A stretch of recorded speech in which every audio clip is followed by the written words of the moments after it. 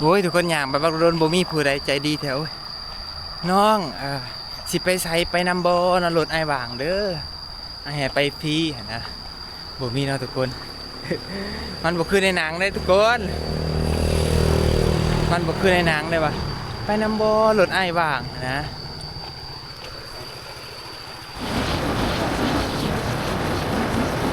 บ่คิดว่าสิมีคนใจดีปานนี้ทุกคนน้ำใจคนลาวเนาะทุกคนก็บ่ได้เหือดแหงไปไสทุกคน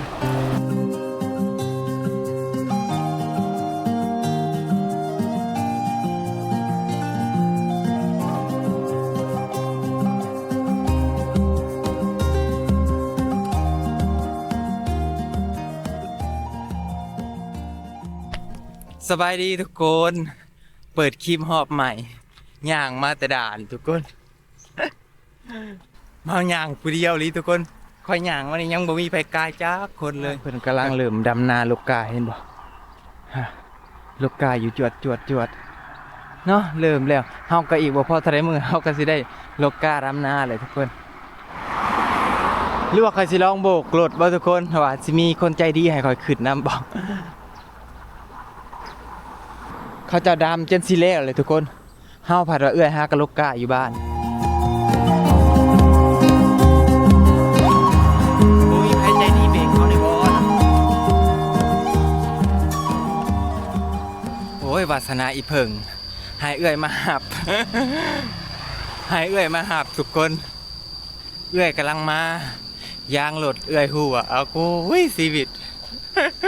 อย่าหัวเด้ทั้งอยากหัวทั้งอีต้นเอื้อยทั้งหายเอื้อยมาหับคือว่าสิย่างท่าเอื้อยพอประมาณนี้นะเอื้อยมาหอไซก็ขึ้นนอนนั่นตัดสินใจย่างมาพอย่างมาเอื้อยกำลังมาหับแต่ว่าตีนรถหัวยางรถหัวบ่เป็นหยังขอยย่างไปได้ทุกคนเลยตอนนี้ขอยย่างมาได้กายเข่งแล้วทุกคนขึ้นเบื้องโน้นบักสูงๆนึงขึ้นมาเซยโอ้ยทุกคนแท้ๆก็ค่ารถทำบริเพงดอกแต่ว่าเอื้อยสีมาหับทุกคนมันติดอยู่บ่อนว่าเอื้อยสีมาหับก็เลยว่าย่างก็เลยว่าย่างเอาเนี่ยเนาะทุกคนก็คืออยู่ทางเฮาต้องอาศัยแต่รถโดยสารอย่างเดียวนะกับ3ล้อเนาะแต่ว่าเฮาก็คือว่าสิย่างท่าเอื้อยก็เลยบริสน3ดอก3ล้อ3แล่อะไรอีหยังดอกย่างเอามานี่สิแล่นครบ มานี่สิแล่นครบค่อยตุ๊มาหมดแล้วสวรรค์เขตพื้นแผ่นดินคำทุกคนแต่ใกล้ๆสิมืดแล้วทุกคนโอ้ยทุกคนย่างไปบักโดนบ่มีผู้ใดใจดีแถวน้อง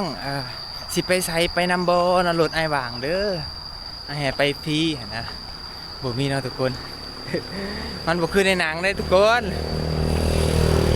มันบ่คือในหนังเด้ว่ะไปนำบ่รถไอ้ว่างนะไป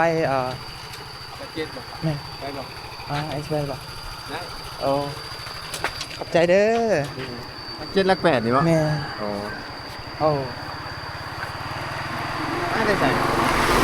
มาตั้งแต่ไทย โอ้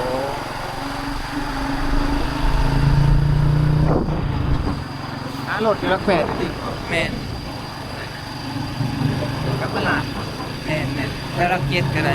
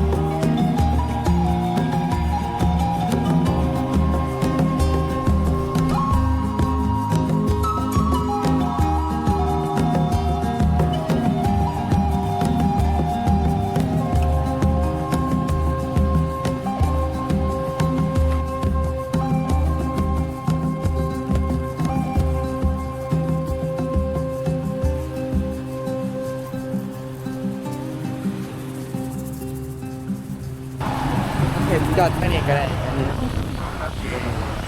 รถนั่นนี่บ่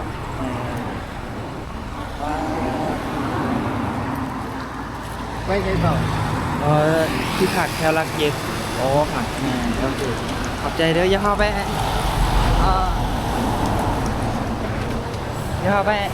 อย่าให้ไอ้ขาน้ำมันหลุด บ่ บ่ แม่น บ่บ่เป็นหยัง บ่ โอ้ขอบใจด้วยโอเคทุกคนก็คือตอนนี้การฮอดหลัก8แล้วทุกคนบ่คิดว่าสิมีคนใจดีปานนี้ทุกคนก็คือเฮาย่างก็ตั้งแต่ด่านมานะบ่มีไผขี่จักพวกอันนั้นเพราะอันนี้อ้ายเพิ่นขี่รถจักรมาทุกคนเพิ่นว่าไปไสเพิ่นว่าไปนำบ่ก็คือข่อยกันเลยว่าป้าทุกคนมีแฮงยาวๆทุกคนน้ำใจคนลาวเนาะทุกคนก็บ่ได้เหือดแหงไปไสทุกคนขอบใจอ้ายหลายๆทุกคนขอให้เพิ่นหังมือมีร่ำรวยทุกคนให้เพิ่นได้รถ Prado Video Vigo พุ่นนะ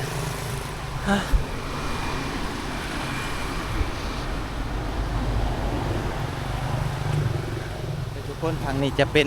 ภูสวรรณเขต ตอนนี้ยังติดต่อบ่ได้พูดสิมาหับทุกคนตีรถหัวบู้ว่าหัวอยู่ไสทุกคนคอยอยากบอกคอยดีใจแฮงคอยตื่นตันใจแฮงจนน้ำตาสิไหลเนาะทุกคนคอยก็พูดว่าสิเอาหยังแบบตอบแทนให้เพิ่นเนาะคอยก็เลยว่าให้ค่าน้ำมันอ้ายเพิ่นว่าบ่เอาเนาะบ่แม่นแนวนู่นนี่นั่นเฮาก็เลยโอ้อยากให้เพิ่นอยู่ทุกคนแต่ว่าเพิ่นบ่อันนั้น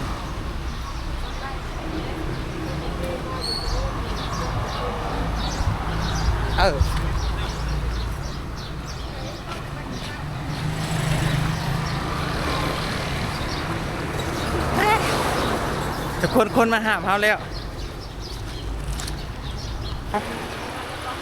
มาเลยก็ได้โอเคไป้าอยากหัวดิเนาะกอดปลาไหลเพิ่งมาหาบกระติดรถหัวครับทางขึ้นไปเรื่อยๆทางตัวไหนนี่ทุกคนมาหาปิดโดนสงสารมีแนวสลักทางมาแล้วทุกคน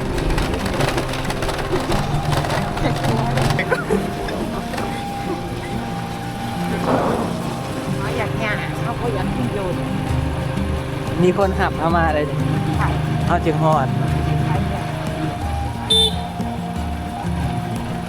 อาจารย์บริไปเห็นงานเลยบอล ลาครับ โอ้ยดีโดนเลยป้า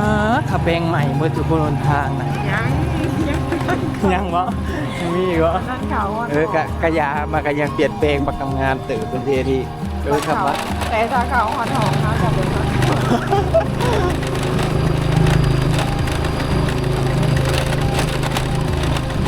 ลาบเนี่ยร้านกระดังเนี่ยก็อันเสือลูก ตั้งให้กรุบไปคอยเด้อนักเรียนกับนี่เบื่อเขาก็เรียนเอาแนวเข้าไปก็มีดอกมีล้างเต็ม เรียนกัน ห้องเรียนหลักเกณฑ์เขาเปิดใหม่บ่ หัว เข้ามาเฮียนเนี่ยคันละเงียบปิดเด้ทุกคนอันนี้ยังคือกายามันยังดีอยู่เอ้ยเรือพ้นบ่แห้ง แต่เขาถูกตกเลยช่วงพุธตกเลยครับยังตีหลุดแล้วหัวเดี๋ยว ห้อยยังหัวอยู่ห้อยยังไหวอยู่ ตกต่อ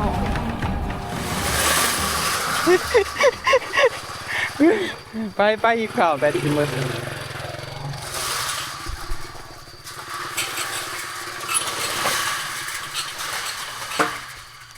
บ้าคือรถสิบ่ฮอดซะตัวทุกคนในที่สุดข่อยก็มาฮอดห้องเอื้อยบอนที่เอื้อยอยู่ขอพักผ่อนก่อนจึงสิเดินทางต่อเพอแบตโทรศัพท์อิหยังข่อยก็มืดหั้นนะหมักตองมีใช่หมักตองหมากดกอะไร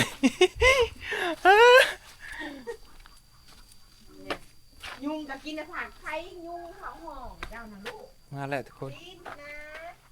ะ มีเฮงเด้ ทุกคนในที่สุดกากลับมาหอดห้องเอื่อยจนได้เพิ่นไปหามอายุรัก8ทุกคนก็คือถึงจะได้กระยาเนาะทุกคนคลิปนี้ก็แบบว่าประทับใจสุดพี่น้องเอ้ยอาลีได้เจน้ำตาเขาอยากไหลพุดทุกคนเลยแบบว่าคอยย่างมานะทุกคนคอยย่างมาตั้งแต่หน้าดาดเนาะคอยกะบ่แม่นบ่มีเงินดอกทุกคนสิจ้างค่ารถก็มีอยู่เงินแต่ว่าเอื้อยว่าสิไปฮับเนาะเอื้อยว่าสิไปฮับแล้วก็อัน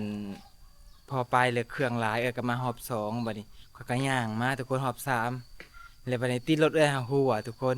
ติดรถเอื้อยหัวแล้วก็เลยว่าค่อยก็ตัดสินใจย่างถ่ามาทุกคนพอค่อยย่างมาฮอดโน่นๆอันน่ะโอ้ยทุกคนรถหลายพันหลายร้อยหลายพันกายก็บ่มีไผถามทุกคน อันพอดีมีอ้ายคนหนึงฮะเราก็บ่ได้ว่ารถดอกทุกคนนี่แหละคนเฮาทุกคนเบิ่งกันที่หน้าตามันบ่ได้ทุกคนเบิ่งกันที่หน้าตาเบิ่งกันที่ฐานะบ่ได้ทุกคนเพอเพิ่นขี่รถจักรมาทุกคนอ้ายเราก็ขี่รถจักรตรัดๆๆมาถ้าถามสิไปไสแล้ววะทุกคนข้อยก็ว่าอันสิไปพุ่นแหละว่ะไปเท่าไรแล้วข้อยก็บอกหลัก7หลัก8อ้ายเพิ่นก็เลยว่าไปนำข้อยนี่ก็ได้แล้วว่ะทุกคนคลิปนี้แบบอะลีใดประทับใจอะลีใดทุกคนเฮากับคือแบบเฮาเห็นหลายๆคลิปแม่นบ่ที่แบบเขาตั้งใจแบบว่าอิหยังเฮ็ดคลิปแบบว่ายืนโบกรถอะนะยืนโบกรถขอความช่วยเหลือนู่นนี่นั่นแต่ว่าอันนี้เฮาอะแบบเพิ่นเห็นเฮาย่างคือจะเป็นตาสงสารติบ่เฮ็ดตะลุยมาอยู่ทุกคนย่างพันย่างขึ้นโน่นอันทางลงด่านมันบ่แม่นง่ายๆทุกคนเพื่อสิขึ้นวิทย์เพิ่นก็คือสิสงสารโอ้ยเฮาก็ได้ ขอบใจอ้ายเพื่อนหลายๆทุกคนขอให้อ้ายเพื่อนร่ำรวยๆทุกคนแล้วก็ถือหวยอันรางวัลที่1ทุกคนเลยเฮาก็บ่ได้ถามว่าซื้ออ้ายเพื่อซ้ำว่าซื้อเพิ่นจังไดเนาะทุกคนเอาละทุกคนบัดนี้ก็เว้ามาก็จังเมื่อยทุกคนทั้งเมื่อยทั้งเว้านำมื้อนี้ก็คลิปนี้ก็สิขอจบคลิปแล้วเด้อเนาะทุกคนขอบใจทุกคนขอบคุณทุกคนที่ให้การติดตามรับชมกานะทุกคนตั้งแต่ต้นจนจบคือมื้อนี้เมื่อยแฮง จะคิดว่าเหมือนในได้ย่างขึ้นขัวบ่ไกลๆย่างมาตั้งแต่ด่าน